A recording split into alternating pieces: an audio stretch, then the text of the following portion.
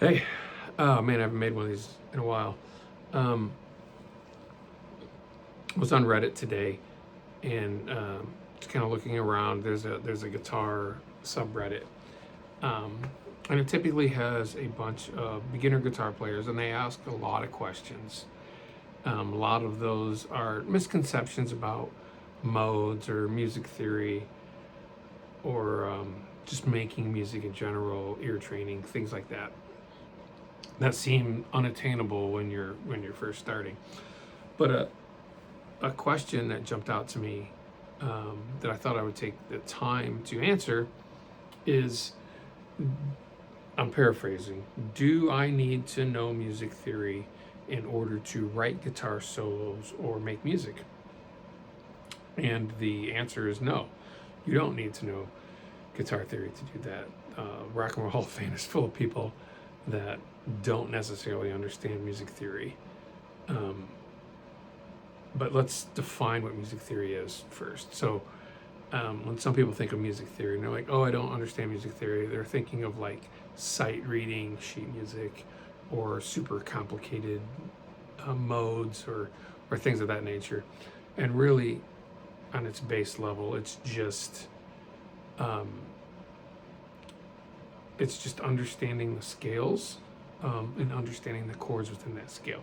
If you can master those two things, you're going to have fretboard fluency all over the guitar, and you're going to be able to write solos that sound melodic and good, because you understand the structure in which you're playing underneath or over. There's a few things I want to address, as far as learning a little bit of music theory, allowing you to write better solos and create better music. First is chord tones. If you understand chord tones, you can know where to land, what's available to you, and know how to fill things in between, and always sound melodical based on the chord that you're playing over. So those are super important. The next is chord progressions. So knowing what chords are available to you in a certain key will help you in soloing, but also help you in creating chord progressions to make music. And then the last thing being the pentatonic scale, but not shapes of the pentatonic scale, but the actual notes of the pentatonic scale. So chord tones. So if you come from a beginner level, you might play just power chords, right? That's an E, that's a D, that's a C, that's a B, A. And at some point you might graduate to major and minor chords, so on and so forth. Knowing all of those are based on the 1, 3, 5. The major being, that's the 1. The 3 is 2 whole steps up, and then the 5 is right here. And then it repeats. So, or you can hit the 3 here. Okay. Now if you're playing a solo over the D chord and you land on any of those, it's going to sound good. If you take the D, the F sharp, and the A, then you can move them wherever. D, sharp, A, D, F sharp, A.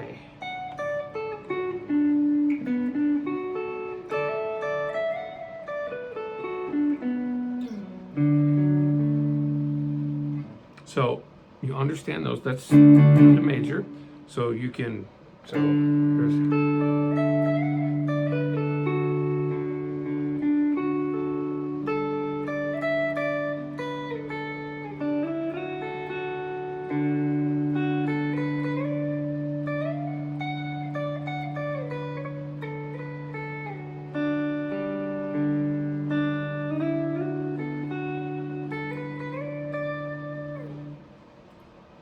As long as you land on those, it's always going to sound good. Chord tones, super important. Minor, you just flatten that third. So your D for a D chord, your D, F, A. And it repeats. So if you're playing over a D minor chord, same B, D, right here. Oops.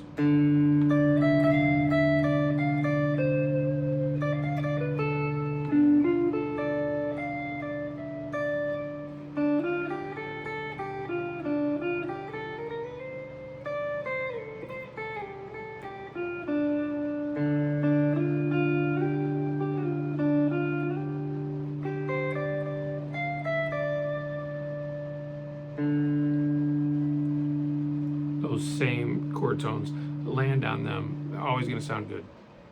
Bonus tip, if you want the chord to sound distinctly a major or minor, concentrate on the third, because that's the only difference. So here or here. So that's the major sound, that's the minor sound, depending on where you are. The next is chord progressions. The intervals of the major scale are whole, whole, half, whole, whole, whole, half. So in D, so whole, whole, half, whole, whole, whole, half, right? So you go whole, whole, half.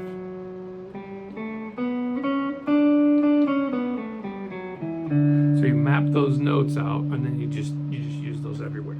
Okay, so it's 1, 2, 3, 4, 5, 6, 7, and the 8. The chord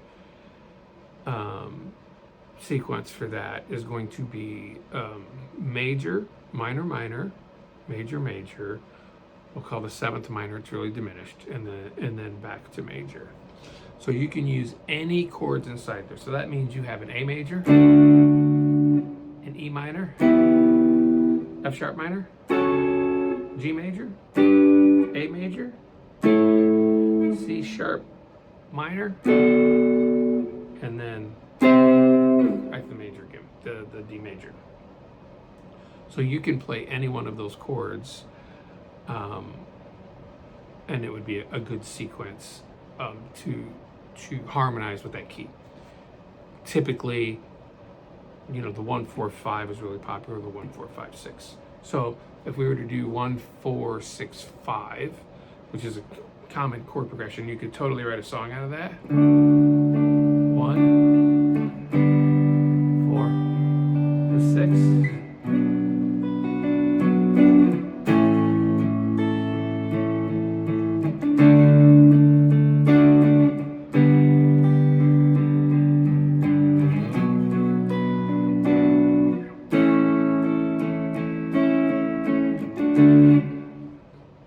And you could do that with any chord. You could do 2, 5, 1.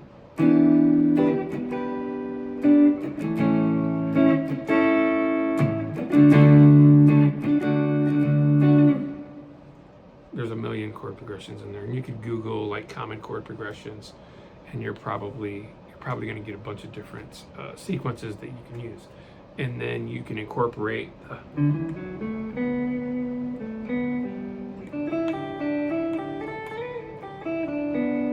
So I'm playing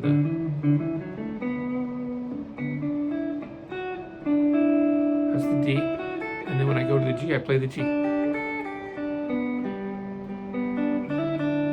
If I go to the B,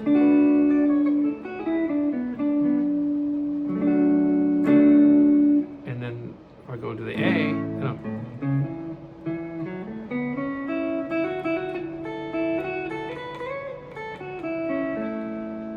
all chord tones, mostly chord tones. Some of those are scale tones in between there, and that's it. So once you map out the major, minor, minor, major, major, minor, diminished roots, so major again, you can write songs inside there. The last thing that I think that if you would master or study a little bit would allow you to take soloing to a whole nother level. So pentatonic always sounds good. That's why we use it. Most of us learn a simple minor pentatonic scale.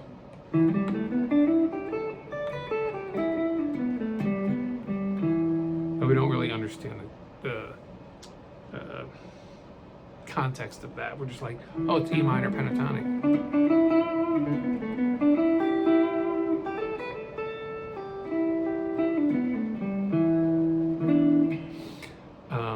But we don't understand what the notes are. So I want to concentrate on the notes. So the notes are going to skip. It's an entire scale. 1, 2, 3, 4, 5, 6, 7. But we're going to skip the 4 and the 7. Those are kind of dissonant chords. The rest of them are going to sound good. So 1, 2, 3, 5, 6. So in D, it's D, E, F sharp minor, A, B, back to D. You know, you can play that anywhere. Here's another D here. So D, E, F sharp,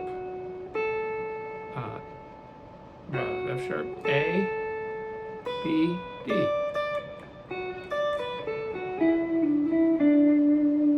You can combine the two.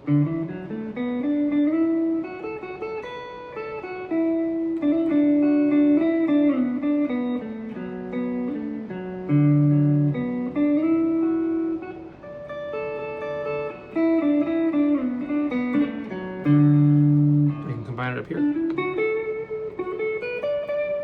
You get a jump because of the tuning of the guitar. Or the D. Oops. You notice how it sounded bad. That's because I didn't hit the pentatonic notes. I hit that 4. Versus. I guess you really can't tell there, but. Messing up.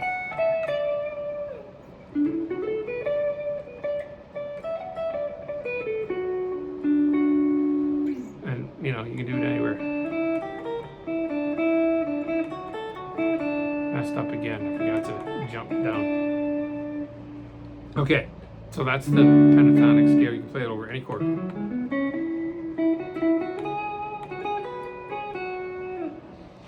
You can also mix in the 4 and the 7 when you play that, but as passing tones. Like, you don't want to land on them. So you can be like.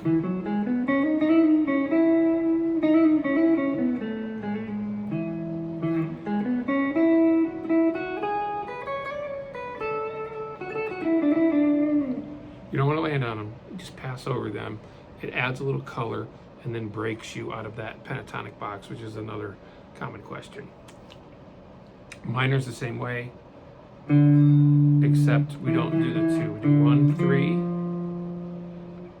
1. Yeah, so we do 1. So it's so when you, the 4 and the 7 in major is the half step interval. This and this, you're doing the same thing in pentatonic, except not the 3 and not the 5 to the 6. So you're doing 1, 3, 4, 5, 7, 1. So you want to stay away from that and that.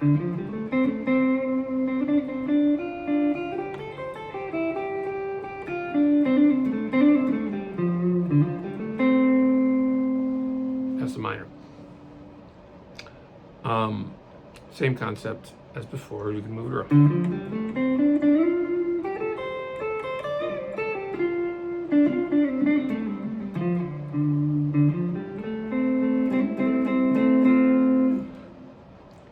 One more concept, and I'm done. You can mix the major and the minor shapes with the same notes. So if I'm playing D, E, G sharp, A, B, back to D. If I I go minor and I go down to this B, which is the 6, right?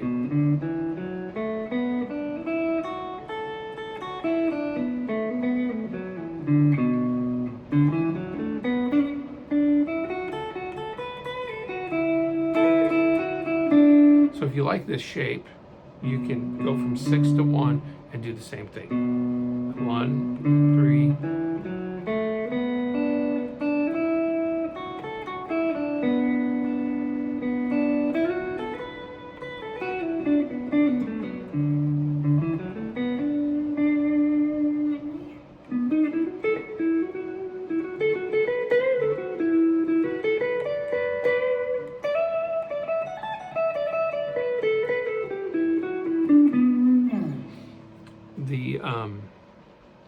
Okay, one more thing. Because they're the same notes, even lower and higher, even though you're just moving up and playing the same notes, they have a different feel. So if you're, that's the relative minor, by the way.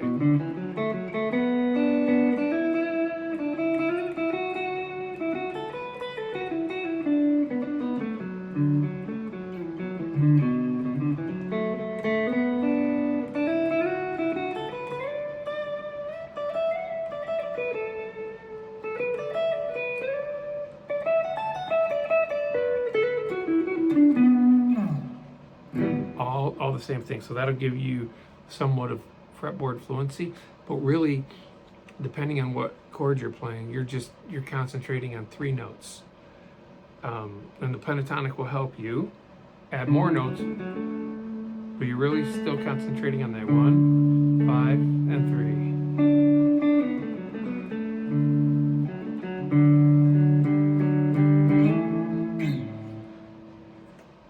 3. And that's really it. Add those 3 things, and it will make guitar solos and chord progressions for writing songs way better.